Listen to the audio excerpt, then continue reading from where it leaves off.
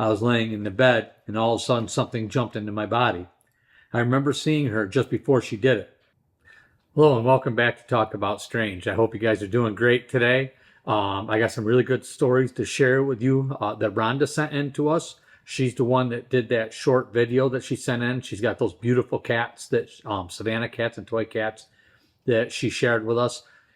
People really enjoyed that video. I was kind of hoping one of these was going to be a video, but she sent us some more stories to share, experiences that she's had. I want to let you know that Rhonda has created her own YouTube channel called, her name is @Rhonda Sinclair. Go check that out, subscribe, give her some support.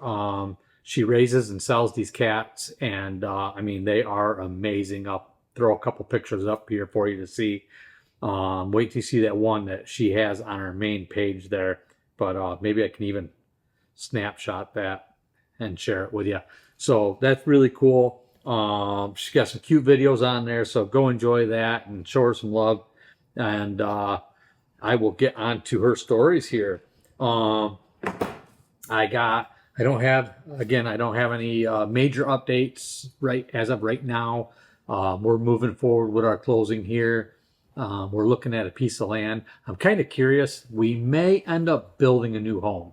I'm not sure how we're going to do that yet because we're trying to stay within a certain budget. And right now it's just really difficult to buy a home.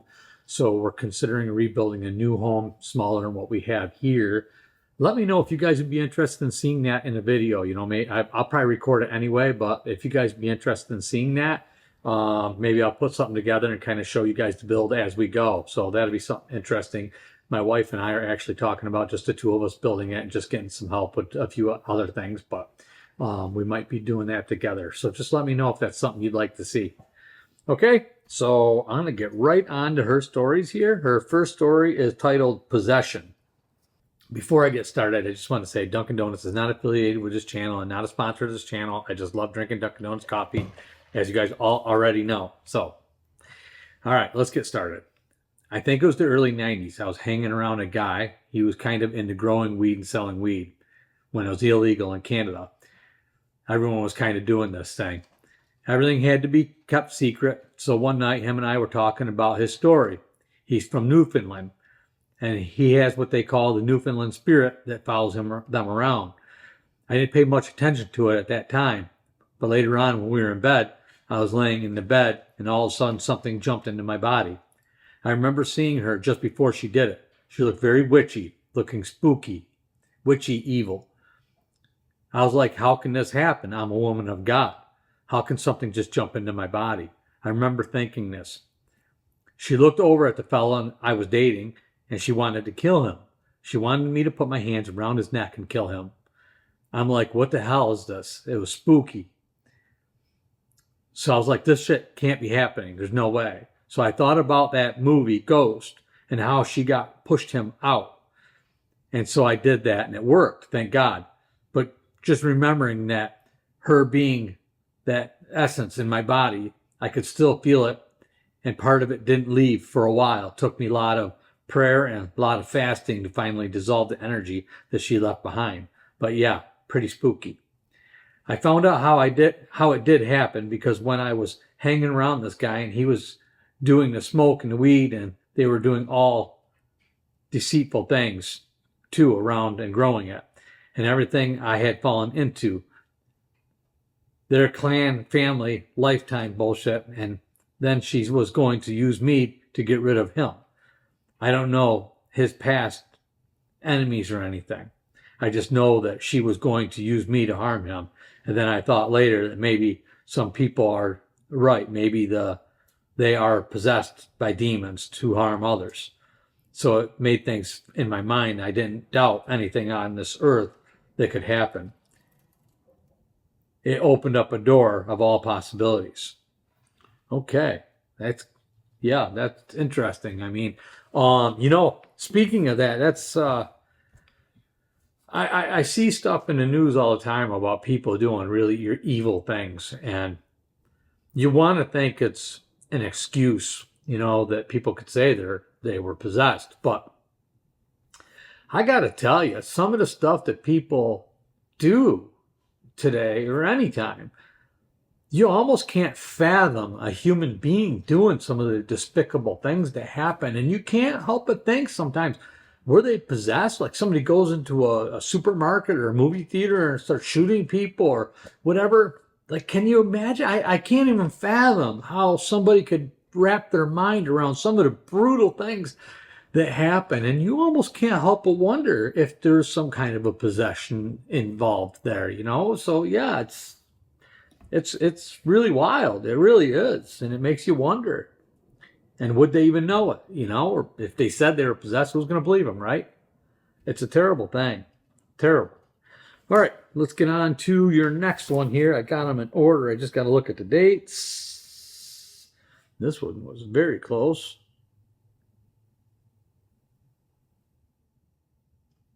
Is this the one? The Ghost. Okay, we got The Ghost. This was around 30 years ago. My son was around 2 years old, so it had to be around 87. I used to sleep on the floor in my living room because I didn't feel safe in the bedroom. Something kept attacking me in my room, so I used to sleep on the floor in the living room. And one night, I think it was around 12 o'clock or so, I woke up and I saw this lady standing in my doorway. She was dressed in a dingy apron type thing on a dress, and she had a weird looking bonnet on, very long straight hair, and she was very plain Jane looking.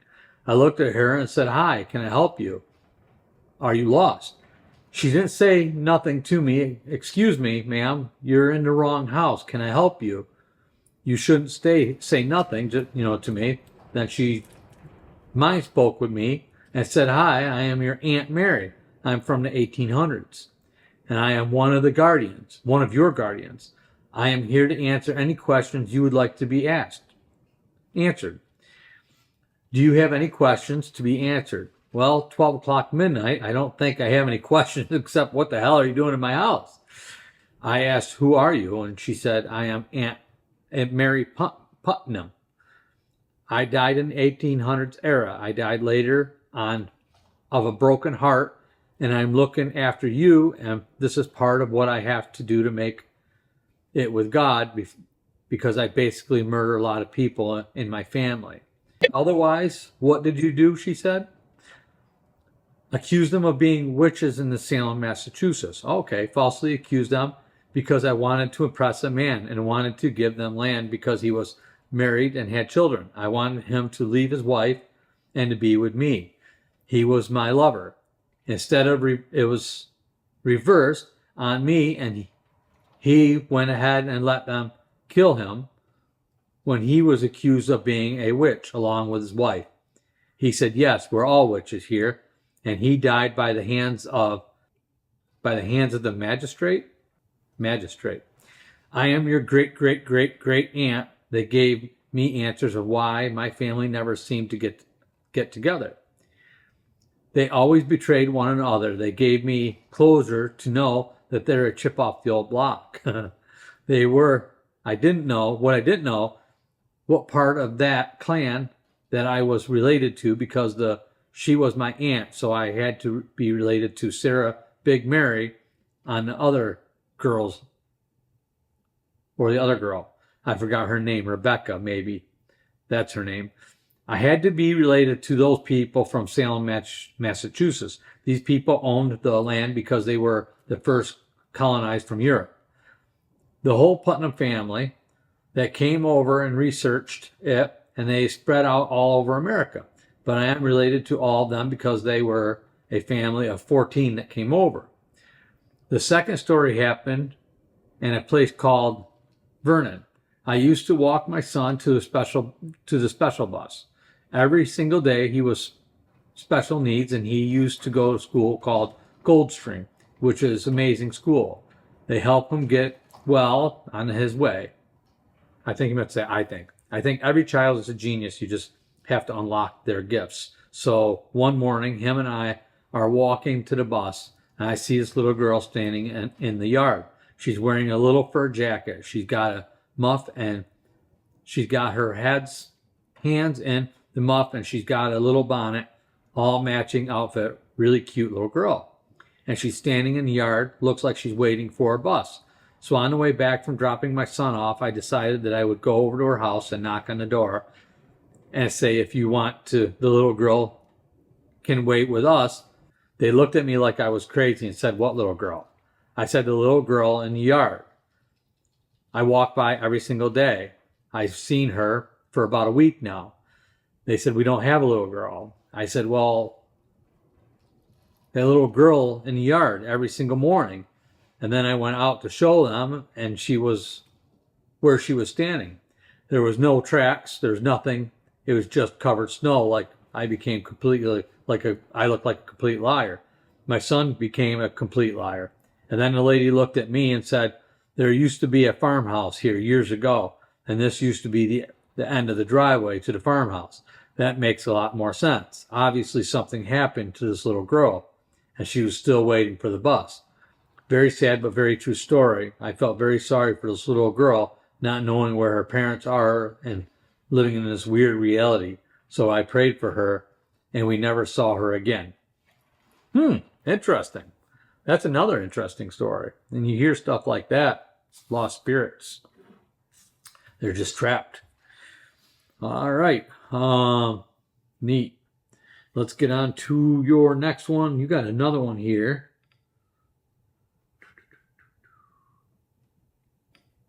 Oh, I was in the wrong spot. This one's a little bit. Oh, and I'm going to share a little video that she gave us about a ghost cat, one of her cats. That's really cool. Wait till you see this. Take a look right now. I'll put it up. Really neat, though. Okay. This one from Rhonda is called A Call from Heaven. When I was in my early 50s, God sent me a dream and said that I am going to take your mom. She's going to die of natural causes. The next morning, I went to her house. She looked at me and said, what? What? I said, what do you mean what? What did he say? Who does you know who I'm well? Did you ask him? If you knew that God contacted me, she said, he asked your daughter. So I'm asking, I said, well, Mom, he says that to both ends of the road for you, and it's the end of the road for you, and he's going to be taking you of natural causes. But he didn't say. So I figured I might as well teach you about the afterlife and how much now do you know and how much now do you need to be taught. So we went on for about 6 months down the road and taught her tons. And because of my gift of being able to talk to relatives on the other side, I don't call them dad. It's an insult. I call them on the other side.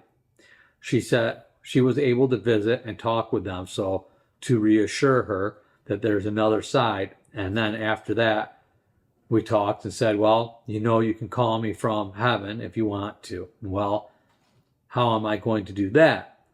The same thing. You pick up the phone, and your phone from here will pick up. Dial my number, give me a call. So we agreed that she would give me a call from heaven. I said, well, hopefully you'll remember too. But if you don't, I won't hold it against you. And she goes, no, I'll remember. So she died about 6 months later or more. I don't remember exactly how many more months that we had together. I was too busy enjoying them, and she had a stroke, and then she died of brain cancer. She had been gone for about 3 days, and then my phone rang. I picked it up, and it was my mom. My mom, answering machine message saying that she wasn't home and she would get back to you when she was home. So yeah, she made her call. She made it a couple times actually. And then after that, I asked God, I said, well, how is she doing? He said, well, she's kind of scared of me because she didn't want to go in her life. So she's really afraid to come to me, meet me. So I put her on a task of working with dogs. She seems to like what she's receiving and working with dogs that's been abused and humans and helping them so that they can be okay. Then after that, I asked how she was doing. She said, well, she passed the class of 100%. She did her job. So, well, we asked her if she would like to go and become an angel and receive dogs when they die and bring them to heaven. That would be something she'd like to do. And she said she just wanted to rest. She just wanted to be in a regular, normal setting for just rest. She just tried doing everything. And then I did see her again. She was it looked like in a trailer court setting, kind of like a big resort area, and she had a white picket fence. And I see her, and she was just resting, and she told me that, your sister Laura is coming home soon. I said, I know, but I said, I'm going to tell her I'm not going to tell her because it just made her afraid. But Mom, I ask you guys that she's able to see her grandchildren for a little while, and then if she goes please make it quick and don't make her sit in the hospital wondering if she's going to live or die. Just make it quick.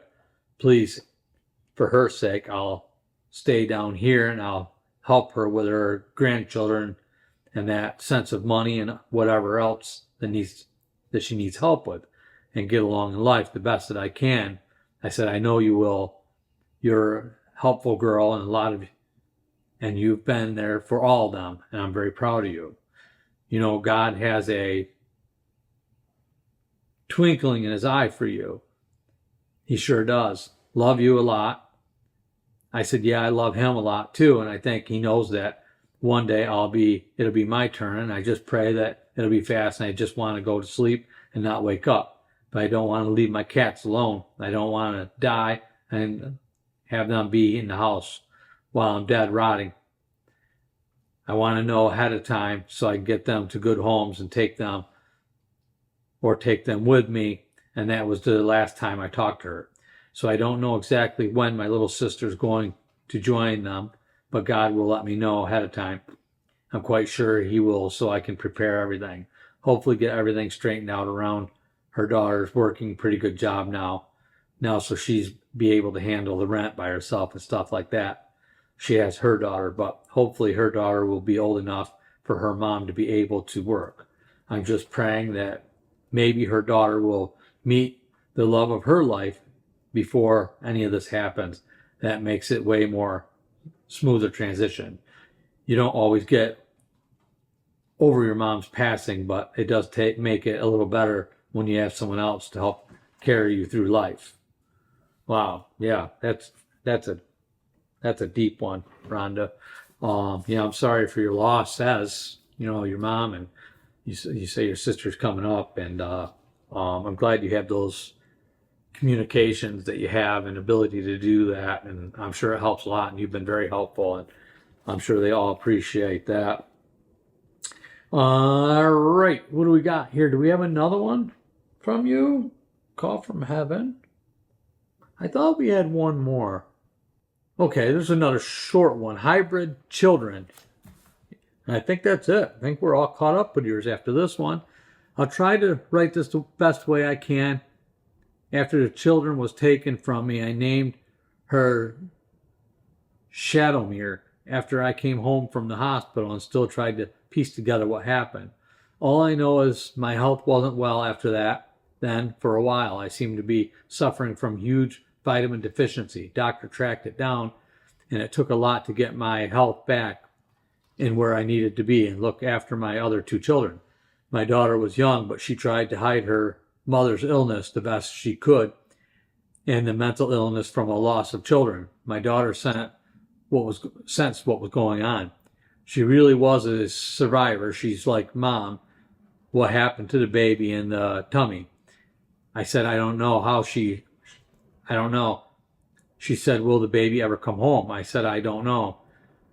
I said, we're better off, just forget about it. And then I tried to explain to her the best way I could so we could understand what things in life sometimes happen that are beyond our powers and how we comprehend and do everything. I just hope and pray that she's able to understand.